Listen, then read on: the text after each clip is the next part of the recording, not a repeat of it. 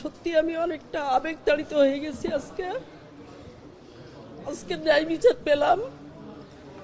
এই মামলার 50 জন আসামির মধ্যে 4 জন আসামি অলরেডি মারা গিয়েছেন।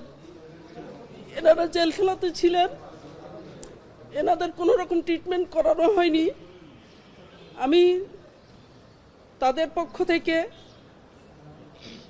তারা ন্যায় বিচার পাক, তারা প্রতিকার পাক, তার ফ্যামিলি যতদিন আছে রাষ্ট্রীয়ভাবে তাদের দিকে তাকানো হোক, এটা আমি আন্তরিকভাবে চাই। আসসালামু আলাইকুম, ভালো থাকুন। 30/8/2002 তারিখে তৎকালীন বিরোধী দলীয় নেত্রী আওয়ামী লীগ সভানেত্রী শেখ হাসিনা তিনি মাহফুজা নামে একটি মেয়েকে ধর্ষিতা হয়েছিলেন বলে এই অভিযোগের প্রেক্ষিতে তিনি সাতক্ষীরা হাসপাতালে মাহফুজাকে দেখতে যান এবং সেখান থেকে ফেরার পর পথে তার উপরে তার গাড়িবহরে হামলা হয়েছে বলে 30/8/2002 সালে তিনি একটি প্রেস ব্রিফিং করেন। 30/8/2002 তারিখের পরে আওয়ামী লীগ সরকার শেখ হাসিনার নেতৃত্বে 1 নভেম্বর 2009 সালে ক্ষমতায় আসেন, কিন্তু এই 30/8/2002 তারিখের বিষয়ে 2 সাল থেকে 2009 সাল পর্যন্ত কোনো অভিযোগ দায়ের করেন নাই। 1 নভেম্বর 2009 সালে তিনি ক্ষমতায় আসার পরে তার ওই শাসনামলে এই ঘটনার উপরে তিনি কোনো মামলা দায়ের করেন নাই।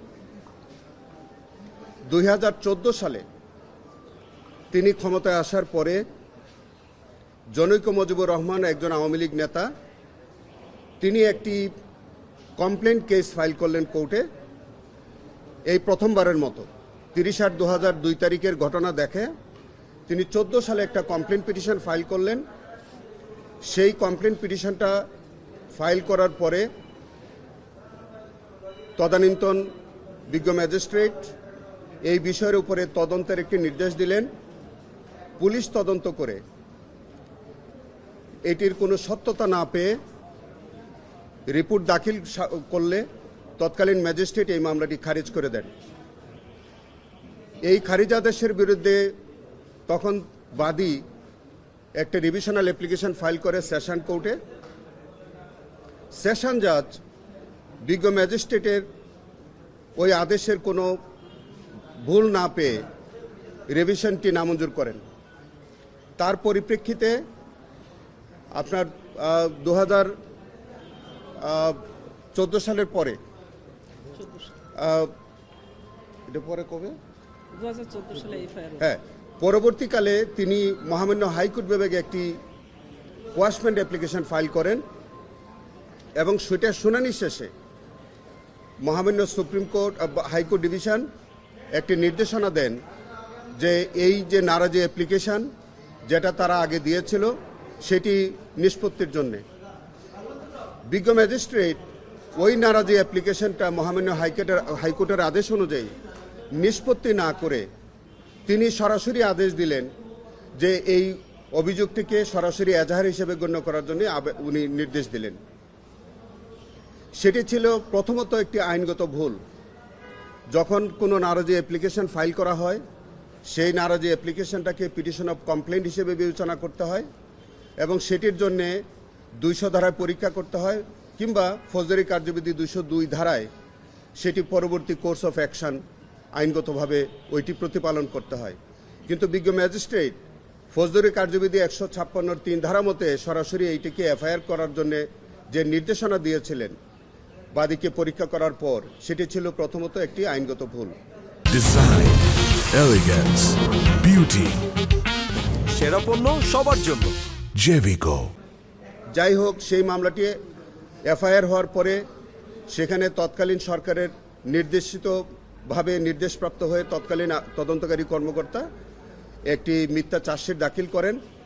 সেই চার্জশিটে জনাব হাবিবুল ইসলাম হাবিব, সাতক্ষীরা এবং কলারোয়ার অত্যন্ত জনপ্রিয় এমপি, সাবেক দুইবারের নির্বাচিত এমপি, তাকে সেই মামলার মধ্যে সম্পৃক্ত করে এবং অন্যান্য বিএনপির নেতৃবৃন্দদেরকে সেই মামলার মধ্যে সম্পৃক্ত করে এবং এই প্রথমবার 2014 সালে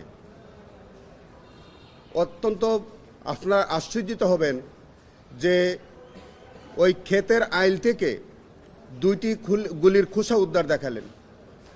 এই 2002 সাল থেকে 14 সাল পর্যন্ত 12 বছর একটি মুজিব কোড, ছিঁড়া মুজিব কোড আলামত হিসেবে দেখালেন এবং বলা হলো যে এই যে আওয়ামী লীগ দুইবার করে ক্ষমতায় আসলো, তারা মামলা করলেন না, অথচ এই গুলির খোসা এবং এই ছেঁড়া মুজিব কোড এগুলো নাকি তার বাদীর হেফাজতেই ছিল। এটি তারা আদালতে দিলেন না, এটি কোনো পুলিশ স্টেশনে তারা জমা দিলেন না, এই বিষয়ে তারা কোনো জিডি এন্ট্রি করলেন না, এইটি তারা তাদের হেফাজতেই ছিল বলে তারা দাবি করলেন। এরকম একটি ভিত্তিহীন অভিযোগের প্রেক্ষিতে জনাব হাবিবুল ইসলাম হাবিবকে বিগত সরকারের আমলে একটি আজ্ঞাবহ আদালত তাকে বিভিন্ন ধারায় 10 বছরের সাজা প্রদান করেন। 307, 440, 506, 500 এবং 148-49 ধারায় তাকে সর্বমোট 10 বছরের সাজা প্রদান করেন। আমরা এই আদেশের বিরুদ্ধে মহামান্য দায়রা আদালতে আমরা আপিল ফাইল করেছিলাম, কিন্তু তৎকালীন সরকারের আমলে দায়রা আদালতও তার এই সাজাটি বহাল রাখে। তার প্রেক্ষিতে আমরা এই দায়রা আদালতের রায়ের পরে মহামান্য হাইকোর্ট ডিভিশনে আমরা রিভিশনাল অ্যাপ্লিকেশন ফাইল করেছিলাম।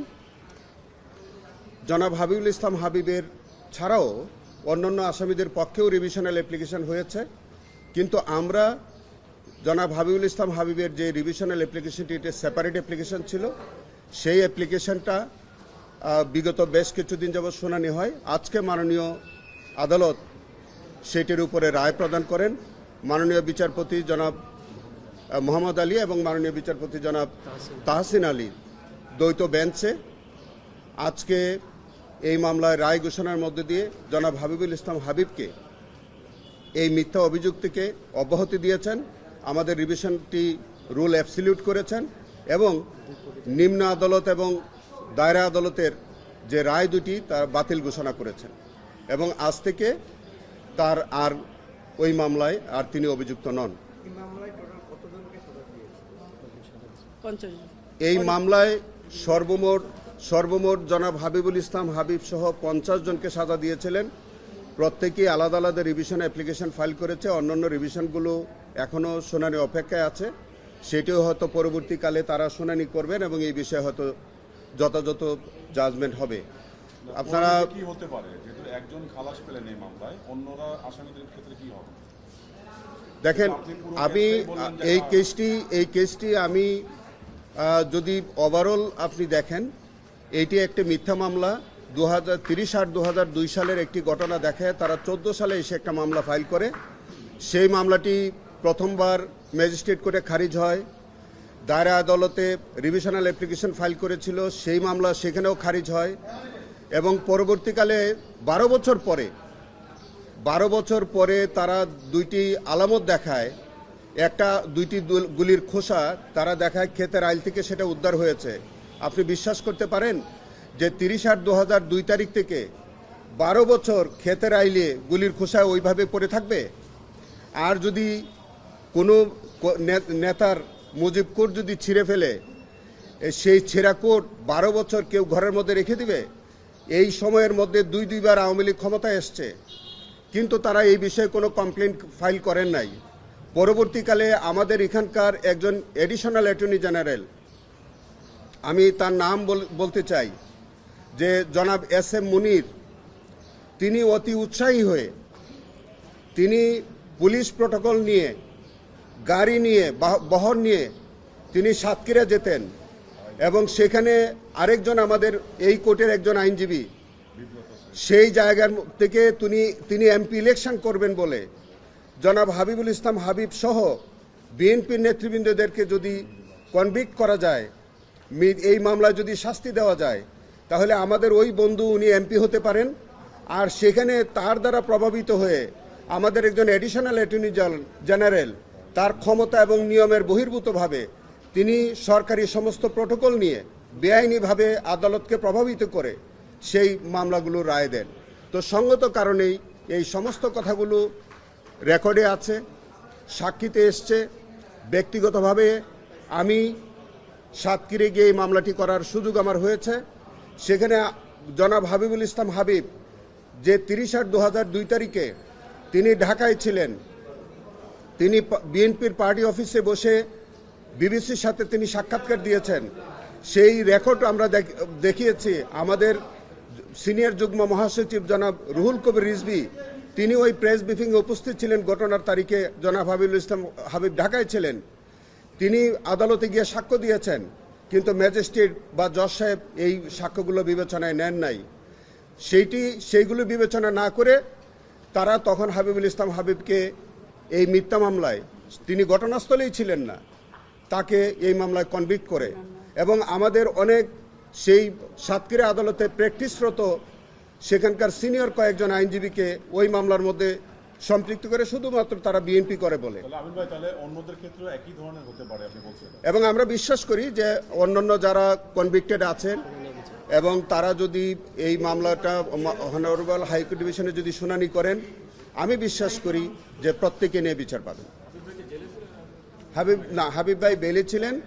হাবিব ভাই বেলে ছিলেন রিভিশনাল অ্যাপ্লিকেশনে। উনি কনভিক্ট হওয়ার পরে দীর্ঘদিন জেলে ছিলেন। পরবর্তীকালে উনি আপিল ফাইল করেছিলেন, সেখানে বেল পান নাই। পরে রিভিশনাল অ্যাপ্লিকেশন ফাইল করে মহামান্য হাইকোর্ট বিভাগ থেকে তিনি জামিনে ছিলেন, বর্তমানে জামিনে আছেন। হ্যাঁ, এখন এই মুহূর্তে সম্ভবত তিনি তার এলাকায় আছেন। ধন্যবাদ আপনাদের সবাইকে। ধন্যবাদ। জি,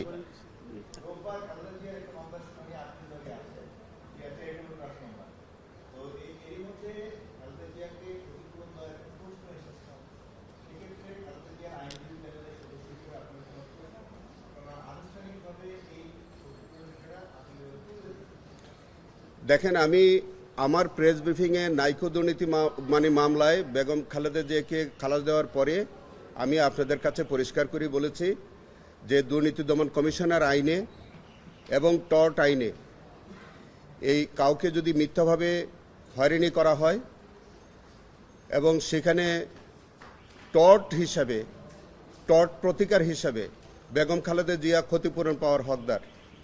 আমাদের দেশে এই ক্ষতিপূরণ দেওয়ার যে প্র্যাকটিসটা বা এক্সারসাইজটা হচ্ছে না। আমরা মনে করি যে এটি হওয়া প্রয়োজন, কারণ এটা যদি করা হয় তাহলে পরে ভবিষ্যতে এই যে মিথ্যা মামলা দেওয়ার প্রবণতা বা সম্মানী মানুষকে সম্মানহানি করার প্রবণতা, এটা কমে যাবে এবং বেগম খালেদা জিয়ার ক্ষতিপূরণের জন্যে টর্ট আইনে এটি একটি সিভিল রিমেডি হিসাবে তার পরিবারের পক্ষ থেকে বা তিনি কোনো দেওয়ানি আদালতে মামলা দায়ের করতে পারেন উপযুক্ত ক্ষতিপূরণ চেয়ে। এবং মাননীয় আদালত, যে কোনো আদালত যদি দেখেন যে এটা হয়রানিমূলক মামলা ছিল বা তাকে অযথা তার মূল্যবান সময়, তার রাজনৈতিক ক্যারিয়ার এগুলি বিনষ্ট করেছে, তাকে সম্মানহানি করেছে, সেই ক্ষেত্রে আদালত সমটো সেই বিষয়ে সংশ্লিষ্ট সংস্থাকে বা সরকারকে ক্ষতিপূরণের আদেশ দিতে পারেন, অথবা সিভিল প্রতিকার হিসেবে ভিকটিমের পরিবারের পক্ষ থেকেও এই বিষয়ে মামলা দায়ের করা যেতে পারে। তবে যেহেতু বেগম খালেদা জিয়াকে দীর্ঘদিন বিভিন্ন মিথ্যা মামলায় তাকে আটক করা হয়েছে, পার্টিকুলার একটি কেসের প্রতিকারের বিষয় নাই, সমস্ত কিছু নিয়েই যেসব মামলা হয়েছে সরকার এবং দুর্নীতি দমন কমিশন উভয়ের বিরুদ্ধে দেওয়ানি প্রতিকার হিসেবে ক্ষতিপূরণের মামলা দায়ের করা যেতে পারে। এটি আমার মতামত। তবে দেওয়ানি প্রতিকার পেতে গেলে সেটি ক্ষতিগ্রস্ত পরিবারের পক্ষ থেকে মামলা দায়ের করা প্রয়োজন হবে।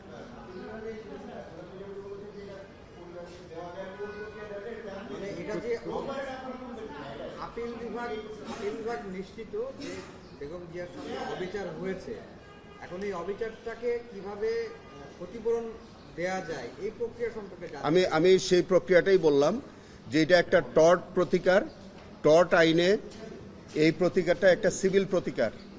টর্ট আইনের আওতায় যারা ক্ষতিগ্রস্ত, যে বেগম জিয়ার পরিবার বা বেগম জিয়ার পক্ষ থেকে সিভিল রিমেডি হিসাবে একটি ক্ষতিপূরণের মামলা দায়ের করা যেতে পারে এবং সেখানে উপযুক্ত ক্ষতিপূরণ পাওয়ার সুযোগ আছে।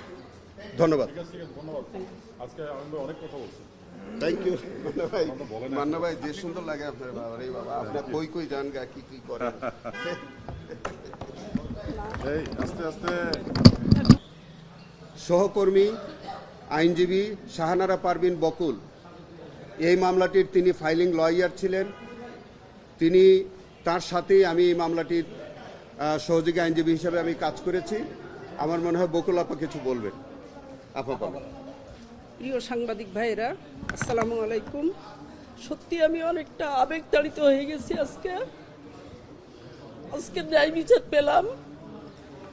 এই মামলার 50 জন আসামির মধ্যে 4 জন আসামি অলরেডি মারা গিয়েছেন।